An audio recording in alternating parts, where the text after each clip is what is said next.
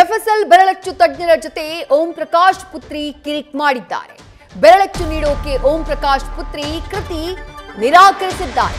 ಪೊಲೀಸರ ಪ್ರಶ್ನೆಗಳಿಗೂ ಉತ್ತರ ಕೊಡೋಕೆ ವಿರೋಧಿಸಿದ್ದಾರೆ.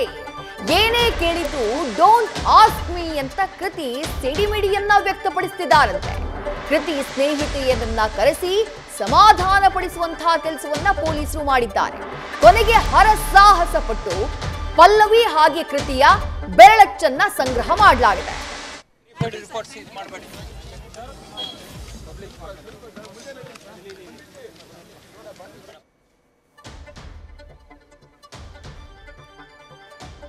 ಪ್ರಕರಣಕ್ಕೆ ಸಂಬಂಧಪಟ್ಟ ಹಾಗೆ ಪೊಲೀಸರ ತನಿಖೆ ಮುಂದುವರೆದಿದೆ. ಈ ಸಂದರ್ಭದಲ್ಲಿ ಪತ್ನಿ ನಾನೇ ಕೊಲೆ ಮಾಡಿದ್ದು ಅನ್ನುವುದನ್ನ ಒಪ್ಪಿಕೊಂಡಿದ್ದಾರೆ ಅನ್ನುವಂತ ಮಾಹಿತಿ ಇದೆ. ಪಲ್ಲವಿ ಅದಕ್ಕೆ ಅವರದ್ದೇ ಆದಂತಹ ಕಾರಣಗಳನ್ನ ಪೊಲೀಸರ ಮುಂದೆ ತೆರೆದಿಡುವಂತಹ ಕೆಲಸವನ್ನ ಮಾಡ್ತಿದ್ದಾರೆ. ಇಡೀ ರಾಜ್ಯದಲ್ಲಿ ಸಂಚಲನಕ್ಕೆ ಕಾರಣ ಆಗಿರುವಂತಹ ಪ್ರಕರಣ ಇದು. ಈ ಪ್ರಕರಣದಲ್ಲಿ ಮಗಳ ಮೇಲೂ ಕೂಡ ಅನುಮಾನವನ್ನ ಪುತ್ರ ಕಾರ್ತಿಕೇಶ್ ವ್ಯಕ್ತಪಡಿಸಿದ್ದಾರೆ. ಹಾಗಾಗಿ ಆಕೆಯನ್ನ ಕೂಡ ವಶಕ್ಕೆ ಪಡೆದು ವಿಚಾರಣೆಯನ್ನ ಮಾಡಲಾಗ್ತಾ ಇದೆ. ಆಕೆ ಕೃತ್ಯ ನಡೆದಂತಹ ಸಂದರ್ಭದಲ್ಲಿ ಅದೇ ಮನೆ ಒಳಭಾಗದಲ್ಲಿದ್ದು ಪುತ್ರಿ ಕೃತಿ ಜೊತೆಗೆ 2 ದಿನಗಳ ಹಿಂದೆ ತನ್ನ ಸಹೋದರಿಯ ಮನೆಯಲ್ಲಿದ್ದಂತಹ ಓಂ ಪ್ರಕಾಶ್ರನ್ನ ಕಾಡಿಬೇಡಿ ಹಠ ಹಿಡಿದು ಮನೆಗೆ ಕರೆಸಿಕೊಂಡಿದ್ದು ಮಗಳು ಕೃತ್ಯ ನಡೆದಂತಹ ಸಂದರ್ಭದಲ್ಲೂ ಕೃತಿಯ ಉಪಸ್ಥಿತಿ ಮನೆಯಲ್ಲಿತ್ತು. ಆ ಕಾರಣಕ್ಕಾಗಿಯೇ ಈ ಪ್ರಕರಣಕ್ಕೆ ಸಂಬಂಧಪಟ್ಟ ಹಾಗೆ ಪೊಲೀಸರಿಗೆ ಆಕೆಯ ಮೇಲೂ ಕೂಡ ಅನುಮಾನ ಇದೆ. ಹಾಗಾಗಿ ಸಾಕ್ಷಿಗಳನ್ನ ಸಂಗ್ರಹಿಸೋಕೆ ಆಕೆಯ ಫಿಂಗರ್ ಪ್ರಿಂಟ್ ಅನ್ನ ಪಡೆಯೋಕೆ ಮುಂದಾದಾಗ ಆಕೆ ಅದಕ್ಕೆ ನಿರಾಕರಿಸಿದ್ದಾಳೆ. ಪೊಲೀಸರ ಪ್ರಶ್ನೆಗಳಿಗೆ ಪೊಲೀಸರ ತನಿಖೆಗೆ ಆಕೆ ಸರಿಯಾಗಿ ಸಹಕಾರವನ್ನ ನೀಡ್ತಾ ಇಲ್ಲ. ಹೀಗಾಗಿ ಆಕೆಯ ಸ್ನೇಹಿತರನ್ನ ಕರೆಸಿ ಸಮಾಧಾನ ಪಡಿಸಿ ಆ ನಂತರ ಆಕೆಯ ಫಿಂಗರ್ ಪ್ರಿಂಟ್ ಅನ್ನ ಪಡೆದುಕೊಂಡಿದ್ದಾರೆ ಪೊಲೀಸರು ಅನ್ನುವಂತಹ ಮಾಹಿತಿ ಲಭ್ಯವಾಗ್ತಾ ಇದೆ. ಈಗಾಗಲೇ ಓಂ ಪ್ರಕಾಶ್ ಅವರ ಅಂತ್ಯಕ್ರಿಯೆ ನೆರವೇರಿದೆ. ಚಿತಾಗಾರದಲ್ಲಿ ಎಲ್ಲ ಸರ್ಕಾರಿ ಗೌರವಗಳ ಸಮೇತ ಅವರ ಅಂತ್ಯಕ್ರಿಯೆಯನ್ನ ನೆರವೇರಿಸಲಾಗಿದೆ. ಸದ್ಯ ಉತ್ತರ ಸಿಗದಿರುವಂತಹ ಪ್ರಶ್ನೆಗಳು ಹಲವಿದ್ದಾವೆ. ಪತ್ನಿ ಪಲ್ಲವಿ ಪತಿ ಓಂ ಪ್ರಕಾಶ್ರನ್ನ ಕೊಲೆ ಮಾಡಿದ್ದು ಹೌದು, ಆದ್ರೆ ಯಾವ ಕಾರಣಕ್ಕಾಗಿ? Police is taking care of their job. I have full faith in our police department, and I don't want to commit anything else as of now because investigation will reveal everything. Let's wait for that. Police ಅವರು ಕೆಲಸ ಮಾಡ್ತಾ ಇದ್ದಾರೆ. ಅವ್ರ ಮೇಲೆ ನಂಗೆ ಪೂರ್ಣವಾಗಿ ನಂಬಿಕೆ ಇದೆ. ಹೇಳ್ತಾರೆ ಅದ್ರ ಮೇಲೆ ಅವರು ಫೈಂಡಿಂಗ್ಸ್ ಏನಿದೆ ಅದ್ರ ಮೇಲೆ ಗೊತ್ತಾಗುತ್ತೆ ಯಾರು ಏನು ಹೆಂಗೆ ಅಂತ. ನಾನು ಅದ್ರ ಬಗ್ಗೆ ಏನು ಮಾತಾಡೋಕ್ಕೆ ಇಷ್ಟಪಡಲ್ಲ. ಹೌದು, ಅನ್ವೆರಿಫೈಡ್ ರಿಪೋರ್ಟ್ಸ್ನ ಇದು ಮಾಡಬೇಡಿ ದಯವಿಟ್ಟು. ಅನ್ವೆರಿಫೈಡ್ ರಿಪೋರ್ಟ್ಸ್ ಪೊಲೀಸರ ಮೇಲೆ ನನಗೆ ನಂಬಿಕೆ ಇದೆ, ಕಾನೂನು ವ್ಯವಸ್ಥೆಯ ಮೇಲೆ ನನಗೆ ನಂಬಿಕೆ ಇದೆ. ಇದರ ಹಿಂದೆ ಯಾರಿದ್ದಾರೆ, ಯಾರು ಮಾಡಿದ್ದಾರೆ, ಯಾವ ಉದ್ದೇಶಕ್ಕಾಗಿ ಮಾಡಿದ್ದಾರೆ ಎಲ್ಲವೂ ಕೂಡ ರಿವೀಲ್ ಆಗುತ್ತೆ.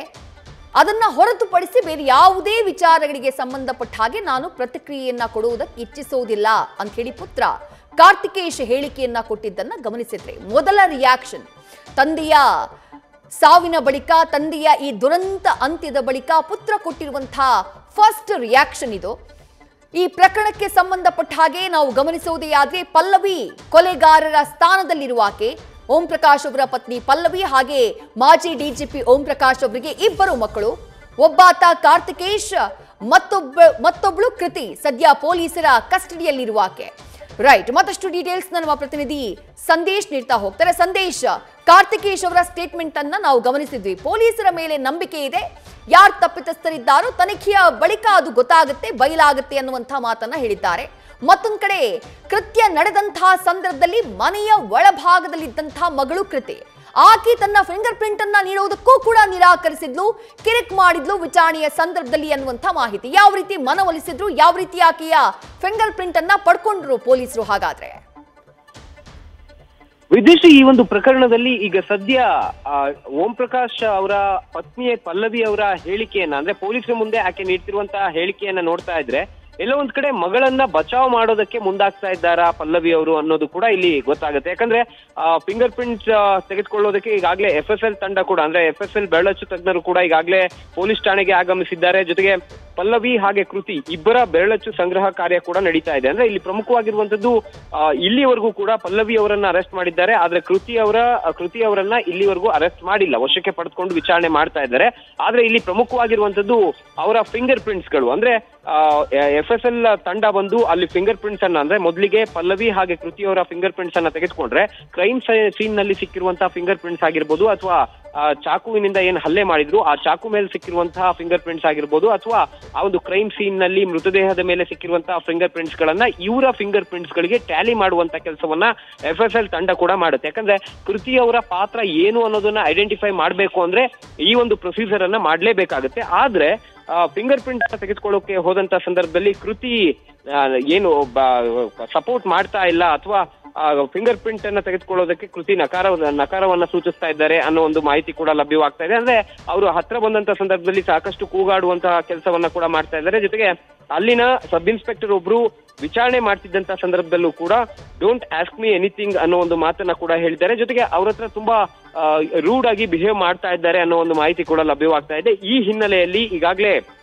ವಿಚಾರಣಾ ದಿನ ಕೊಠಡಿಗೆ ಈಗ ACP ಮತ್ತೆ ಅವರ ತಂಡ ಕೂಡ ತೆರಳಿ ಅವರನ್ನ ಮನವೊಲಿಸುವಂತ ಕೆಲಸವನ್ನ ಕೂಡ ಮಾಡಿದ್ದಾರೆ. ಜೊತೆಗೆ ಕೃತಿ ಅವರ ಸ್ನೇಹಿತೆಯರನ್ನ ಕೂಡ ಕರೆಸಿ ಕೃತಿಗೆ ಮನವೊಲಿಸಿ ಆ ಫಿಂಗರ್ ಪ್ರಿಂಟ್ಸ್ ಅನ್ನ ತೆಗೆದುಕೊಳ್ಬೇಕು. ಯಾಕಂದ್ರೆ ಇಲ್ಲಿ ಪ್ರೊಸೀಜರ್ ಕೂಡ ಇರೋದ್ರಿಂದ ಆ ಫಿಂಗರ್ ಪ್ರಿಂಟ್ಸ್ ಅನ್ನ ತೆಗೆದುಕೊಳ್ಳಲೇಬೇಕಾಗುತ್ತೆ. ಈ ಹಿನ್ನೆಲೆಯಲ್ಲಿ ಈಗ ಸದ್ಯ ಫಿಂಗರ್ ಪ್ರಿಂಟ್ ಅನ್ನ ತೆಗೆದುಕೊಳ್ಳೋದಕ್ಕೆ ಅಥವಾ ಫಿಂಗರ್ ಪ್ರಿಂಟ್ ಸ್ಯಾಂಪಲ್ ಅನ್ನ ತೆಗೆದುಕೊಳ್ಳೋದಕ್ಕೆ ಆಕೆಯನ್ನ ಮನವೊಲಿಸುವಂತ ಕೆಲಸವನ್ನ ಮಾಡಲಾಗ್ತಾ ಇದೆ. ವಿದ್ಯಶ್ರೀ, ನ್ಯೂಸ್ ಫಸ್ಟ್ ನಿರ್ಭೀತಿಯಿಂದ ನಿಮ್ಮ ಪರವಾಗಿ.